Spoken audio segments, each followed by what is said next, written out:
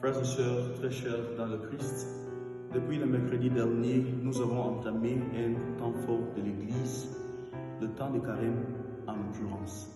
C'est un temps qui nous est donné afin que nous revenions et réfléchissions sur la partie la plus intérieure de notre être en rapport avec Dieu, nos prochains et nous-mêmes.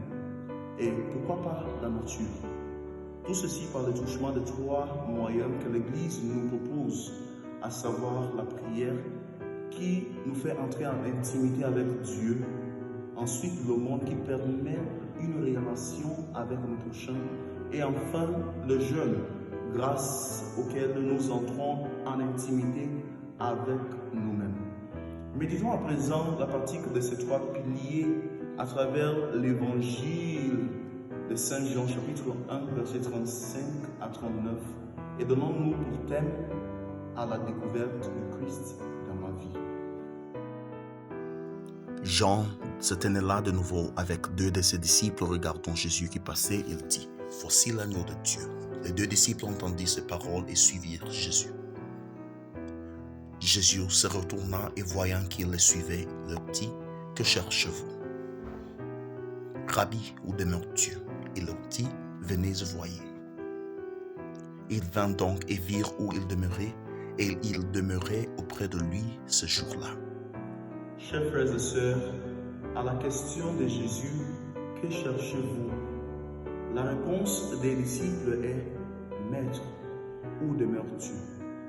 Une question qui nous semble très importante et exprime le souci des disciples de faire l'expérience, voire de découvrir la personne du Christ.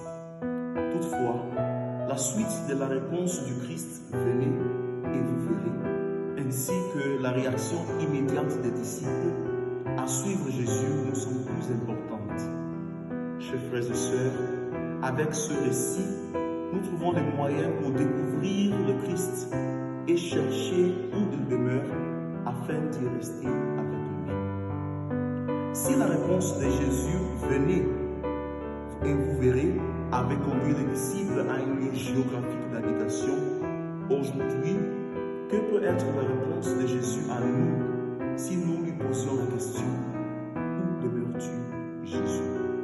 Trois réponses sont possibles de la part de Jésus.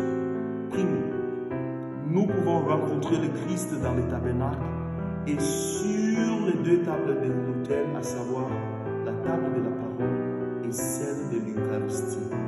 D'où l'importance de la prière profonde moyennant l'adoration et la méditation de la parole de Dieu durant ce temps de carême. Secondo, à la question: où demeures-tu, Jésus?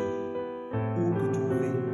Jésus nous répond: dans le visage de vos frères et sœurs, dans les pauvres et les marginalisés de nos sociétés respectives.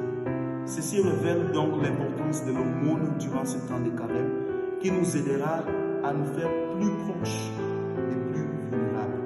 Tierce, à la question: où demeures-tu, Jésus? Jésus nous dit: dans vos cœurs. D'où l'importance de rentrer en nous-mêmes à travers le jeûne, afin de découvrir la voix du Christ qui ne cesse de retentir dans nos cœurs. D'ailleurs, à ce sujet, Saint Augustin, en s'adressant à Dieu, nous dit: Je t'ai longtemps cherché au dehors de moi. Pourtant, tu es plus intérieur à moi que moi-même.